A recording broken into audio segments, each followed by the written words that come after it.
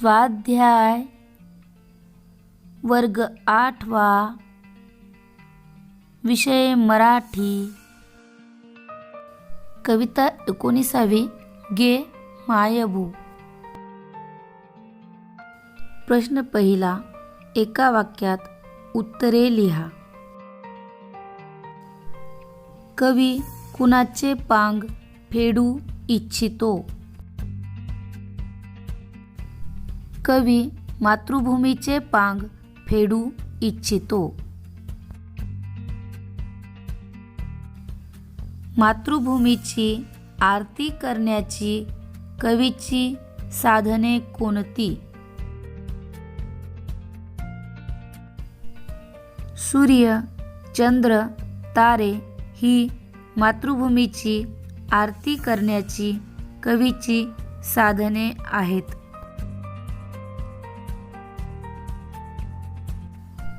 कवीच्या जन्माला कुणामुळे अर्थ प्राप्त झाला? कवीच्या जन्माला मातृभूमीमुळे अर्थ प्राप्त झाला।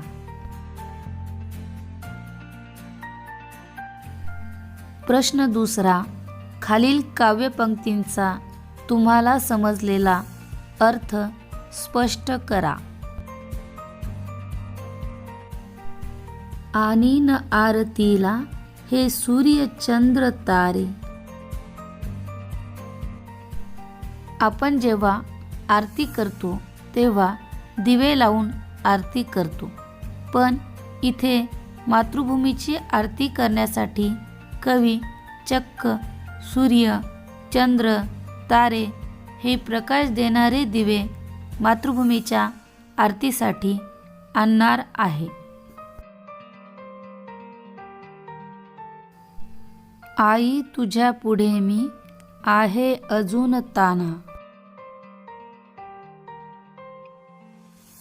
मूल कितीही मोठे झाले तरी आईसाठी लहानच असते, म्हणून येथे कवीने मातृभूमीला म्हटले आहे, आई तुझ्या पुढे मी आहे अजून तान्हा।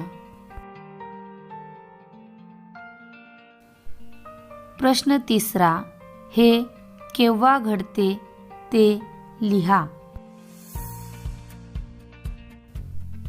कवीची ललाट रेषा प्रयाग काशी बनते।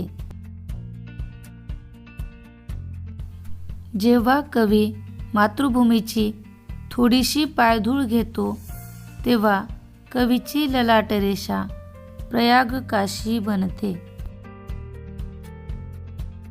कवी मातृभूमीची उत्तम गाणी गाऊ शकतो। कवी मातृभूमीची उत्तम गाणी गाऊ शकतो कारण कवीची वाणी मातृभूमीच्या दुधाने भिजून गेली आहे। प्रश्न चौथा, खालील अर्थाच्या कवितेतील ओळी शोधून लिहा। माझी भाषा मधुर आणि समृद्ध बनव।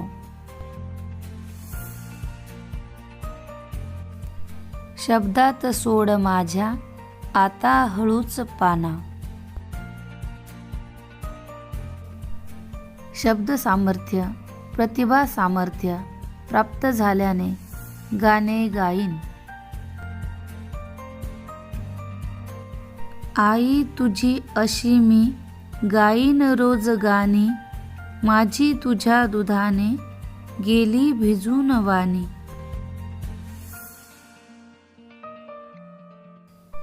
प्रश्न पाचवा, कवितेत आलेले 2 वाक्प्रचार शोधा व त्यांचा वाक्यात उपयोग करा।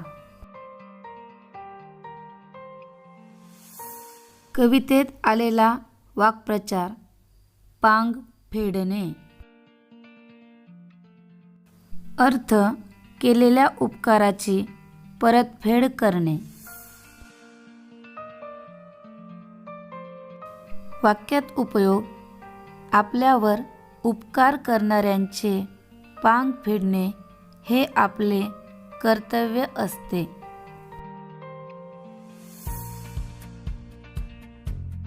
कवितेत आलेला दुसरा वाक्प्रचार अर्थ येणे.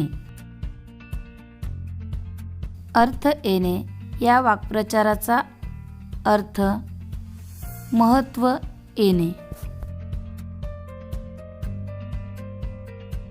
विद्यार्थी उपयोगी व्हिडिओ तयार करत असल्यामुळे माझ्या जीवनाला खरा अर्थ आला.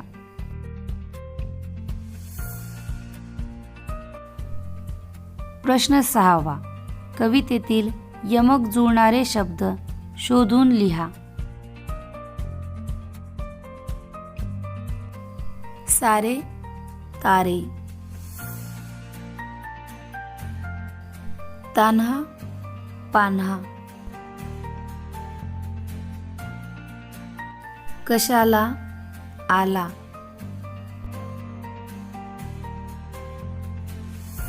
जराशी काशी,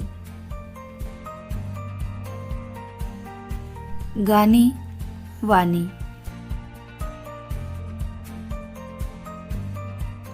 प्रश्न 7वा. स्वमत. कवीने पायधूळ कशाला म्हटले असावे ते स्पष्ट करा. येथे पायधूळ या शब्दाचा एक अर्थ असाही होऊ शकतो की कवीने मातृभूमीच्या मातीला पायधूळ म्हटले असावे आणि ही पायधूळ त्याने कपाळाला लावली असता त्याची कपाळ म्हणजेच ललाट रेषा बनते प्रयाग काशी, म्हणजेच त्याचे भाग्य उजळते असे होऊ शकते. किंवा कवी मातृभूमीची स्तुती कवितेतून गातो, यालाच कवीने पायधूळ म्हटले असावे.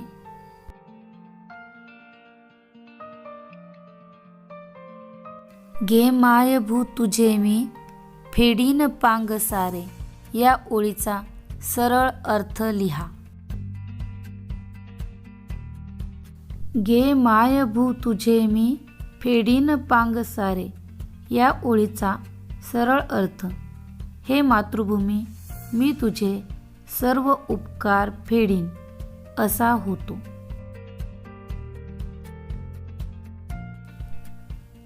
कवितेतून व्यक्त झालेली मातृभूमीविषयीची भावना तुमच्या शब्दात लिहा. आपल्यावर आई इतकेच मातृभूमीचे देखील अनंत उपकार असतात. ज्याप्रमाणे आपण आईचे उपकार फेडू शकत नाही, त्याचप्रमाणे आपण मातृभूमीचे उपकार देखील फेडू शकत नाही. पण आईचे उपकार आणि मातृभूमीचे उपकार फेडण्याचा प्रयत्न आपण नक्कीच करू शकतो. यासाठी कवीने येथे मातृभूमीला सांगितले आहे, हे मातृभूमी मी तुझी आरती करण्यासाठी सूर्य, चंद्र, तारे आणेल. हे मातृभूमी मी कितीही मोठा झालो तरी मी तुझ्यासमोर लहानच आहे. तुझ्यामुळेच माझ्या जन्माला अर्थ आला आहे.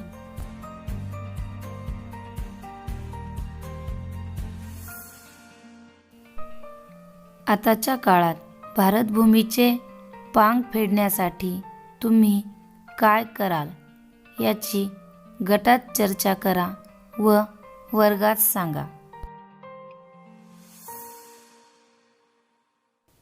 माझ्या मते आताच्या काळात भारतभूमीचे पांग फेडण्यासाठी आम्ही प्रदूषण कसे कमी करता येईल, जास्तीत जास्त स्वच्छता कशी राखता येईल, जास्तीत जास्त झाडे कसे लावता येतील, लावलेली झाडे कशी जगवता येतील, पाण्याची बचत कशी करता येईल, वेगवेगळ्या जाती धर्मांचे लोक एकोप्याने व गुण्यागोविंदाने कसे राहतील, भ्रष्टाचारमुक्त भारत कसा होईल, या सर्वांसाठी अविरत प्रयत्न करू.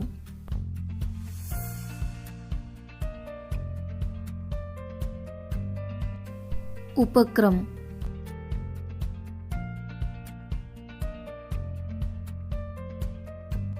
आपल्या मायभूचे पांग फेडण्यासाठी काम केलेल्या 5 लोकांची माहिती मिळवा. वर्गात सांगा. या प्रश्नाच्या उत्तरासाठी स्वामी विवेकानंदांची भारत यात्रा स्वाध्याय भाग क्रमांक 2 पहा. त्यासाठी यूट्यूबवर मराठी किंवा इंग्रजीमध्ये स्वाध्याय स्वामी विवेकानंदांची भारत यात्रा भाग 2 असे टाईप करून सर्च करा.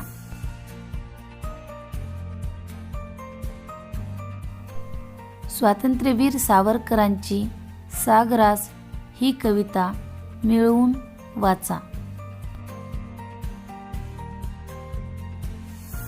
ने मजसी ने परत मातृभूमीला, सागरा प्राण तळमळला. भूमातेच्या चरणतला तुझ धूता, मी नित्य पाहिला होता. मज वदलासी अन्य देशी चल जाऊ, सृष्टीची विविधता पाहू. तई जननी हृद विरह शंकितही झाले, परी तुवा वचन तिज दिधले. मार्गज्ञ मीच पृष्ठी वाहिन, त्वरित या परत आणीन. विश्वसलो या तव वचनी मी, जगदनुभव योगे बनुनी मी. तव अधिक शक्त उद्धरणी मी, येईन त्वरे कथून सोडिले तिजला. सागरा प्राण तळमळला. शुक पंजरी वा हरिण शिरावा पाशी, ही फसगत झाली तैशी. भूविरह कसा सतत साहू या पुढती, दश दिशा तमोमय होती. गुण सुमने मी वेचियलिया भावे, की तिने सुगंधा घ्यावे. जरी उद्धरणी व्यय न तिच्या हो साचा, हा व्यर्थ भार विद्येचा. ती आम्रवृक्ष वत्सलता रे, नव कुसुमयुता त्या सुलता रे. तो बाल गुलाबही आता रे, फुलबाग मला हाय पारखा झाला. सागरा प्राण तळमळला. नभी नक्षत्रे बहुत एक परी प्यारा, मज भरतभूमीचा तारा. प्रासाद इथे भव्य परी मज भारी, आईची झोपडी प्यारी. तिजविन नको राज्य मज प्रिय साचा, वनवास तिच्या जरी वनींच्या. भुलविने व्यर्थ हे आता रे, बहु जीवलग गमते चित्तारे. तुझ सरितपते जी सरिता रे, तद्विरहाची शपथ घालितो तुझला. सागरा प्राण तळमळला. या फेन मिशे हससी निर्दया कैसा, का वचनभंगीसी ऐसा. त्व स्वामित्वा सांप्रत जे मिरविते, भिवनी का आंग्ल भूमिते. मनमातेला अबल म्हणून फसविसी, मज विवास नाते देशी. तरी आंग्लभूमी भयभीता रे, अबलान माझीही माता रे. कतील हे अगस्तीस आता रे, जो आचमनी एक पळी तुझ प्याला. सागरा प्राण तळमळला.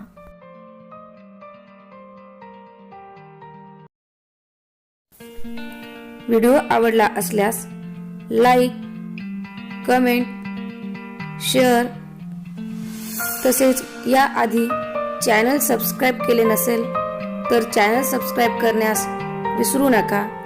पुन्हा भेटूया नवीन व्हिडिओसह. तोपर्यंत नमस्कार.